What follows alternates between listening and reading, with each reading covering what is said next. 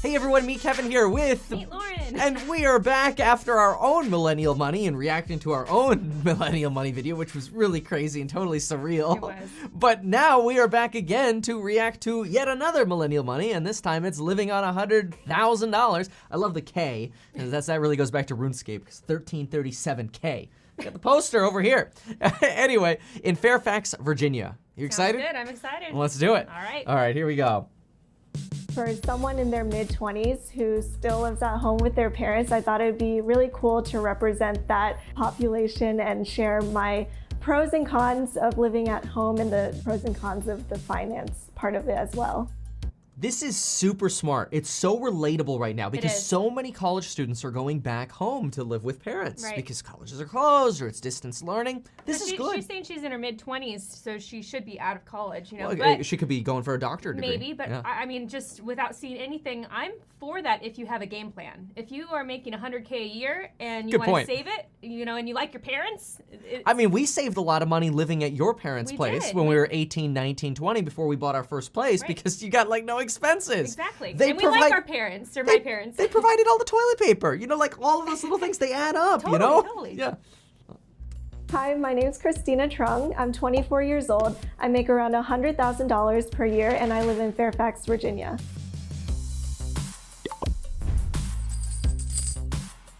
If you're ever on Millennial Money, make sure you get a bunch of hundreds in your wallet. Yeah. So They're like, do you have any cash? I'm like, oh shoot, I have like some old babysitting cash I used to give the babysitter before the pandemic. I'm a project manager for a digital consulting firm in the DC area. I also own a cupcake company called District Cupcake. We do Oh, this is so smart. Even if she's barely making money on this, she can now write off, because she has a business, she could write off so many more expenses. I mean, all of these cooking supplies, write-offs. You need a phone for business, you need a computer for business, right? Write-offs. Like, this is what I talk about in my money course, and I talk about on my channel too, is get a side hustle. Yeah. Very, very smart. event and office catering in the DC and Northern Virginia area. Thankfully, I've Right been off- very blessed to still have my job during the COVID pandemic. I think right now I'm working a She is in a room of write-offs. Those cabinets, Everything, those write off. cubbies, everything, those containers, the KitchenAid mixer. Right off. I've always wanted a KitchenAid mixer. Specifically want a pink one, right off. She gets it for 50% off. little bit more because there's less of a line between work and life balance. She's saying that for the IRS. Brilliant.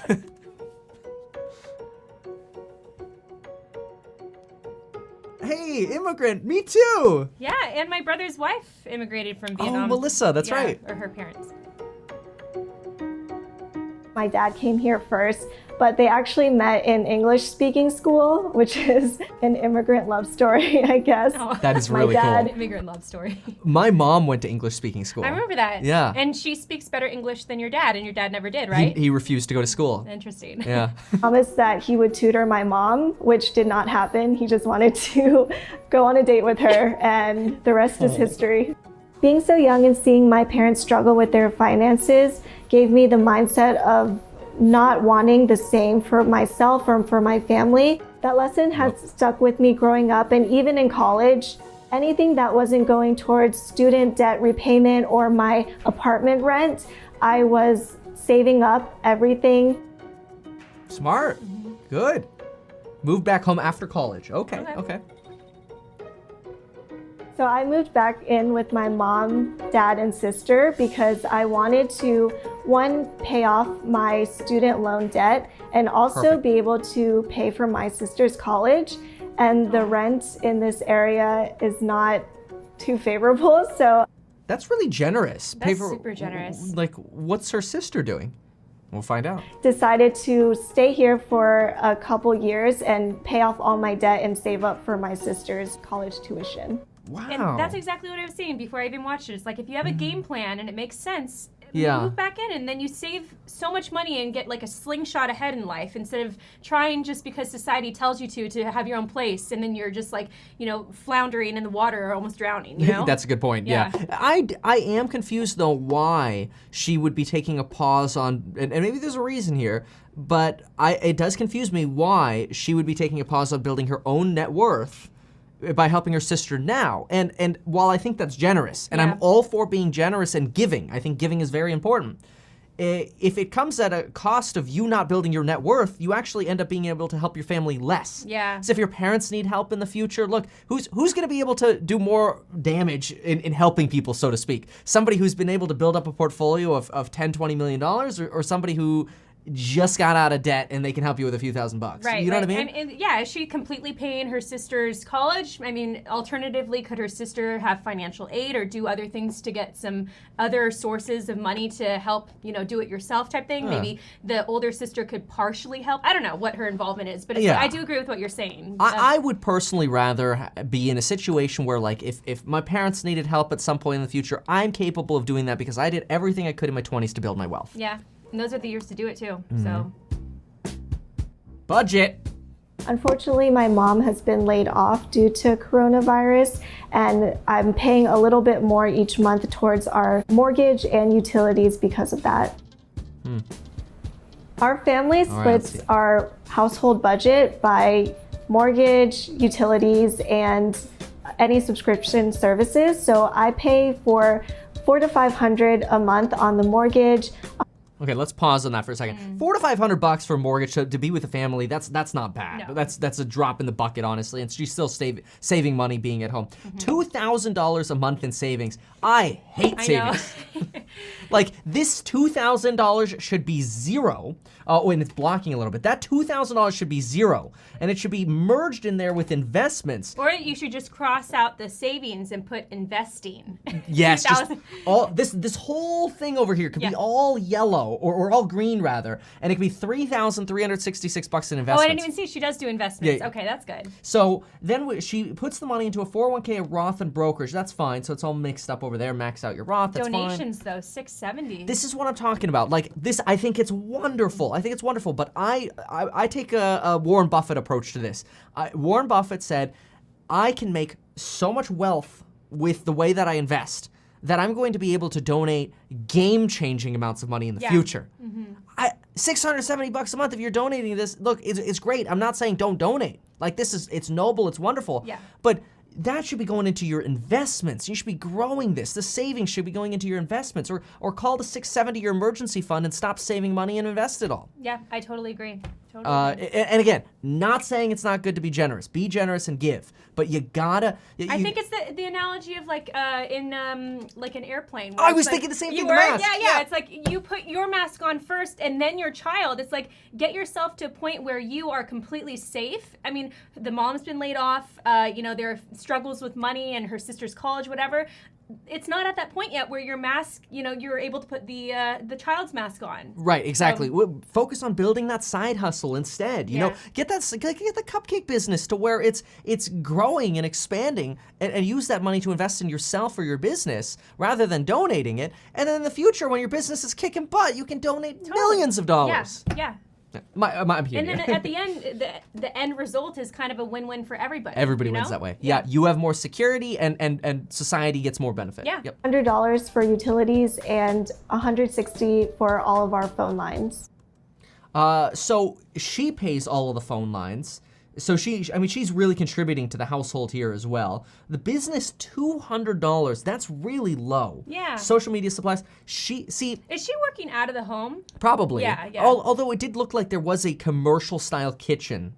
So maybe she rents something. Maybe it's like out of the garage or I don't know. I would take this donation and savings money, and that has to go into this business or investments. Yeah. Okay. I'm gonna keep going on that. So then the $200 for food, that's just for her. I mean, she must have her own separate food within her family. Yeah, that makes sense. Yeah, even you eat out. I mean, $200 a month, that's almost nothing compared to our budget. Transportation, 149, utilities, 135, miscellaneous, 103. What's in that category? Let's see, we're at the triangle, entertainment and shopping. I mean, she spends like nothing on herself. Yeah. She gives She more. seems like a very selfless person, and like that's amazing. But yeah, going back to what we had said, put your own mask on first. And I think it's wonderful and noble what she's doing, but Yeah. she's handicapping her business and her investing future, her wealth, and which is her family's wealth in the future, essentially as well. Right. I really enjoy credit card shopping. I like to look at the latest deals and points that I can get. I just got the Chase Preferred credit card, so they changed their welcome offer. If you spend $4,000 within the first 3 months, you get $750 worth of travel credit, which is awesome. I try to use credit. And if you combine that with the Chase Sapphire, you could get an extra 50% back. But then again, nobody's traveling right now. Like, we have so many points we have right now. So much traveling's gonna happen once COVID's done. I hope so. I'm know. excited. Cards as much as I can. I have a little system set up where I know which card to use when I grocery shop, which card I should use when I buy clothes or entertainment, and how to get the best cashback deal for that. Is she gonna say the system? We have a system too. Or is this Sharpie on the back of the card saying groceries, gas? Or even take a little label maker and you can label make at the back and put what the percentage is. That's really helpful because sometimes you're at the store and you're like, which one was it again? Yeah. But lately we haven't been at a store, so it Right. doesn't matter. Let's hear it. I started a cupcake company because my mom and my sister love baking, and we always would make cakes or cupcakes for family or family friends, and I really wanted to monetize it.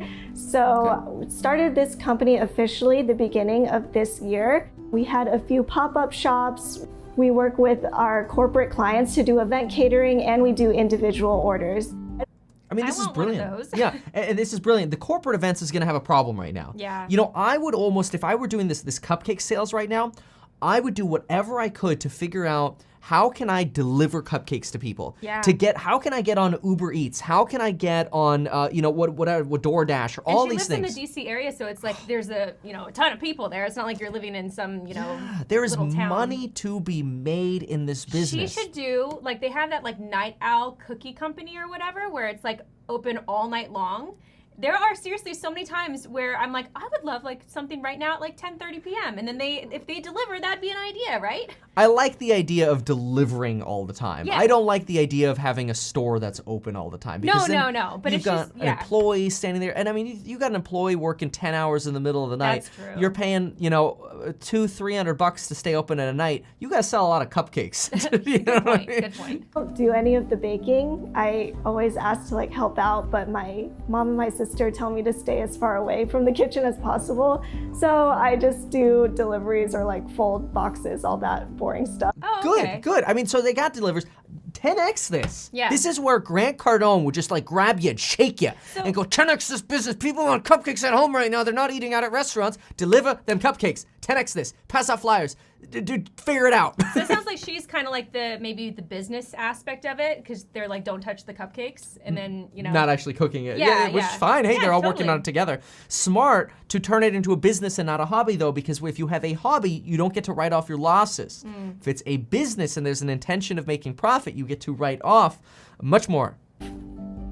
In the beginning, before COVID, we had a pretty consistent stream of sales because we were mainly targeting corporate clients who have reoccurring meetings or events.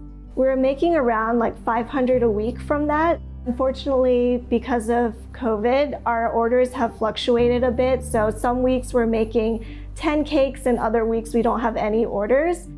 Yeah, see, you're not making money here. You are spending more money on this business than you are making if you're doing 10 cakes a week. But I mean, they just started, and then it seems like COVID just hit No, them. this is an opportunity. COVID cupcakes. That's what you need. COVID cupcakes. Get your COVID-19 cupcakes right now. Like, whatever. Has like the green or the spiky thing as the frosting. Lauren, that's a brilliant. It has like little steaks that come out, and they're COVID balls with the spike proteins Yeah. or whatever. Get your COVID-19 cup. Come on. Yeah. Like, this is Work an with what's going opportunity. on. People want delicious, fresh-baked stuff delivered to them. You're in DC. It's a dense area. There are plenty of people doing Uber Eats. They make their money off the delivery fees anyway. Do a $30, $40 minimum. 10x this business. It could be like an Instagram thing too. So someone's like, got COVID, and then it's like, psych, cupcake COVID. Oh my gosh, that's a really good idea. We should start a bake shop. We're not doing that. Take the idea, though.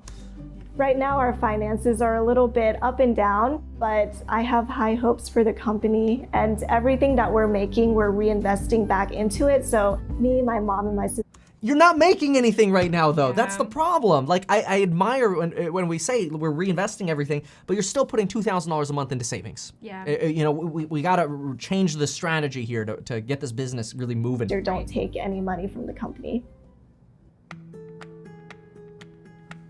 I was able to pay for college because my cousin actually is a super genius and got scholarships to Kevin. All Kevins across the board, super geniuses. leagues. You said it, not me. And he had a Virginia 529 plan, which he actually gave to me, and that funded around half of my college tuition. Oh, so she's paying it forward. She's paying it forward for her sister. And it seems like the whole family's very close in giving, which is See, great. but 529 plan, the guy's brilliant. Kevin. He's a genius. Kevin is a genius. I want to meet Kevin. Kevin was able to put money into an account, get a tax deduction for it, and then able to basically pay forward towards his cousin's expenses for college. I think it's awesome. wonderful. The 529 plan is actually really good for tax deductible investing and education expenses. I paid off my subsidized student loans first throughout my college years through various jobs and internship money, and I paid off all of my unsubsidized student loans the end of 2018, so right now I'm completely debt-free. I Nice. decided to pay my sister's college tuition because my cousin paid for around half of mine. Because he gave me that gift of education, I really want to do the same for my sister and not have that hanging over her head or my parents' head. Yeah, and it's wonderful. It's so nice to be debt-free and be out of that. But now get together and go 10x that business. Yeah, totally. Kristina has around $55,000 saved, most of which will go towards her sister's tuition. Oh, no. The money, the opportunity of what that 55 could do. Like, take a, well, first of all, why are you spending $55K on tuition? Yeah. Like, it better be for a really good degree that's gonna make more than $55K, first of all. Second of all, student loans, the federal student loans aren't that expensive. And oftentimes you're not making payments while you're going to college anyway. Right. She's starting in the fall, so you're gonna blow $55K that's gonna do nothing for the next 4 years before her sister can even start producing money. Like, you'd be better off taking the student loan. 55K, oh my gosh, if this were invested for the next 4 years or even into her cupcake business, the opportunity cost is huge. This is a massive mistake in my opinion. Yeah. Like, I pay think- that, tell her you'll pay off her student loans with the interest that accrued in 10 years. Yeah, I think like a secure thing, because you were saying between the cupcake business or investing, I would solely invest and try to, manage the cupcake business otherwise, because it's very unknown what could happen with the cupcake business right now, but investing is more of a sure thing, and I think that the money potential in just solely investing would be better. Yeah, that's a good point of clarity. I mean, we don't want to say, hey, throw all your 55K into the business, blow it on Facebook ads, and next month On you're COVID done. cupcakes, and then Yeah, it yeah. didn't, yeah. But you could expand this business with not a lot of money. Make your COVID cupcakes, start sharing them on social, distribute flyers, and start getting orders in neighborhoods, and see how you can spread your business. See what kind of take up rate you get when you distribute flyers and you start actually marketing this business more and growing this business. That I think is very important. If you have that commercial location, which it looks like you do, I don't know if it's like in a downtown spot, but hey, open up the door. Put a little table outside the door, and hey, look, we got a location now that you could pin on Yelp and get reviews for cupcakes. So when people Google YouTube or Google Cupcakes, I think of YouTube all the time, you come up. Yeah. So many things that we could do here that don't cost a lot of money. So good point on that. And yeah, investing, you throw this money into the stock market, depending on what you pick, you probably do pretty well. But if they can explode this business, that's an opportunity as well. Specifically, what would you suggest with stock-wise if she chose stocks for that money? Yeah, I mean, for how conservative they are, Yeah. they gotta get their feet wet with just index funds. Do not pick individual stocks. Pick your favorite index funds. You know what I do? Pick 4 index funds. Put 25% into the Dow, 25% in the S&P, 25% in the Russell, and 25% in the NASDAQ. And there you go. Like, you are like diversified of diversified. because otherwise I don't think they're going to do it. No. Because if they put... They want something super safe. If they put $1,000 into Tesla and it goes down 20% next month, they will never buy stocks again. Yep.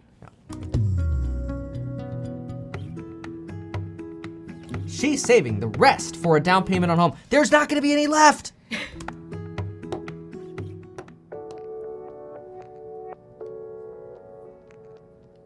All right, Kristina's family was living in Arizona when they were hit by the '08 financial crisis. Okay, so we have recent trauma as well that is going to... That makes them scared to and they want to save and Yes, this is what's creating the saving culture. Which the saving culture, it makes sense, but it is so wealth debilitating. All right, let's see it. We were having trouble making our house payments and eventually had to decide whether or not to sell my mom's nail shop and foreclose our house. Parents sold a bath and salon and their home at a loss. Both the salon and their home at a loss. Oh, so they avoided foreclosure and just probably maybe came out of pocket for selling the home. Yeah. Or who knows exactly what happened. It's not exactly clear there, but some people do that. It's called feeding the kitty. You're like, oh man, I'm upside down 20, 30K. Let's just avoid foreclosure, pay off that debt, and move on. This lesson I've learned about money is to have an emergency fund saved up, especially seeing everything happen with the pandemic and my mom losing her job. Having that emergency fund that I set up initially has really helped our family throughout this time. And it's so noble. They care so much about their family and taking care of everybody. I think it's so wonderful. I like my emergency fund to be like she invested a Roth.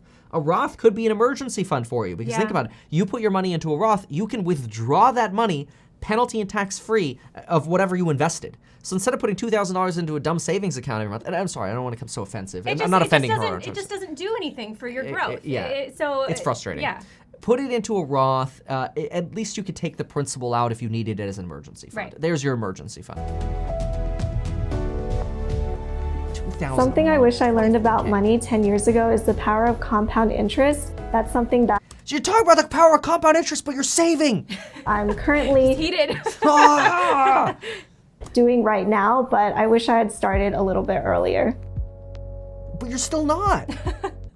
Look at this. $732 a month into her 401. $500. Well, we haven't talked about her. No, she does have a primary job, so she probably gets a match. She does project management. That's right, project management. So she's gonna get a match, so that's good. I agree with that. $500 into a month into the Roth, good. So she's maxing that out. That's great. That $134, that should be $2,134. I agree. Her emergency fund's right there. $500 a month in the Roth. I also have a Webull and Robinhood account where Yes! I hope she got... Did she get the 2 free stocks from you? Lauren, it's 4 free stocks right now. If you go down to the link down below and deposit $100 with Webull, you will get 4 free stocks worth up to $1,600. Want to talk about return on your money, you'll get at least $21, which is like a 21% rate of return. There you go. Instantly. That was just like totally like propped up for you for a slam dunk. That's just the placement. Don't forget to get your life insurance in as little as 5 minutes by the link down. Next, she needs to talk about life insurance. I have a couple $100s worth of stocks in there, but eventually my goal is to be more financially literate so I can invest a little bit more. Hop to it. Faith has played a big role in my life, especially growing up. I was not too spiritual, but since I've come to know the Word of God, I've been really involved in my church community, as well as attending church every Sunday, now virtually. But it's great to have that community of believers that I can depend on and call my friends.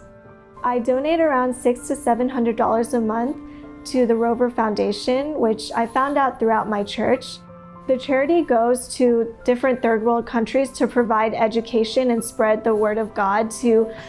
It's so awesome. It's so awesome. Noble, but it's back to the mask analogy of the plane. I can see too, she's saying third world countries, she came as an immigrant family, probably struggling in Vietnam, and she highly relates to it. Why do immigrants always have to be struggling? No, you're right. I mean, the donating thing, look, it's wonderful, and especially, it's common. Churchgoers will put aside 10% of their income, or maybe not necessarily always 10%, but whatever. I mean, $600 a month, that could be. She said she makes 100K a year, around 100K Well, a it said year, in the so- graph in the beginning, like 600 something donations. Yeah, so that's $7,200 a year. Yeah, that's probably close to 8, 9, 10% of her income, depending on how her income fluctuates. Yeah. That's very common with church. I have to say, if I were going to church, I would sign me up for donating big in 20 years. Yeah, Let me you just show wait. you. I'm Let me gonna show make you. it good for you later. Yeah. We could even like earmark it in the investment portfolio. Like, this is yours. It's coming. Yeah. Look how much I grew it this year. Children in need, and I'm very passionate about that. All right, looking ahead. I feel very comfortable living in Fairfax with this salary, mainly because I'm living at home. But ultimately, when I do end up moving out, I hope to make a little bit more just to be able to put a down payment on a house and pay off my mortgage each month. So hopefully. See, she's got enough money for a down payment right now. She does, yeah. 55K. And I think I thought it was DC earlier. It's Fairfax, but still, big city. Within the next year or so, I aim to make about 120 to 130K. Great. It feels really good to be able to help my parents out. I know that growing up, they have worked 12-hour days to be able to provide for me and my sister. So just to be able to do the same and not have them worry about how they're going to pay off their mortgage or how they're going to pay for my sister's tuition is a really great feeling for me, and it makes me feel like I'm working towards something more than just myself. Hey, that's awesome. I mean, look, great story. So noble, so noble. Everything she's doing is so selfless and on Really it. is. And I love that just tight-knit family that's going on. You know what too. they It's should really do awesome. is they should all get together on the idea of investing together. Yeah. Because they want to build success and security and safety together. So get into investing together. Yeah. You know, have an investing night, 20 minutes That every could be night a or whatever. new like thing they do with the COVID going on. They are already home all day. They can, analyze. Well, they and try do and have work to go strategize. to. We Yeah, can't say that they're home all day, but regarding the pandemic, yeah, people are home much more. That's what I meant, Yes, yes. exactly. We knew what you meant. Yeah. Yeah, get into investing. Stop that savings account. It's a common trend though. Like common. I haven't watched too many of these. Like what I just started reacting like maybe a month or two ago with you, but Because of ours. yes, but I mean you see it almost every time. Almost every time the Yeah. savings is substantial. And I think it's a massive mistake for our culture. It comes out of the fear of 08. And that is it's a huge mistake. Completely millennials. That's the age that's our group generation, that they were affected by the 08 Yeah, thing. you graduate high school or college in 08. A lot Yeah. of millennials did, and it's like, oh crap. And a lot of things no came jobs. with the 08 crash too. It's like the families were struggling. That probably meant more divorces, and just like the trauma that you remember as a millennial is huge. So You know what they could do on that parent's house there? If she's having to help pay the mortgage, it sounds to me like her parents have a hardship, which that would qualify them for 12 months of mortgage forbearance. That does sound like a hardship, and I think that's a good idea. 12 months of mortgage forbearance. Check if your loan is federally backed. You can watch my video on this, metkevin.com/forbearance. You obviously check the details before you just sign up for it. But they could postpone 12 months of their payments, invest that money, and pay it back in 20 years. AKA, it'd be a free, probably 24 grand for them. There you go. If they're paying about $2,000 a month. That's smart. That is millennial money. Thanks for watching, everybody. We'll see you next time. Bye.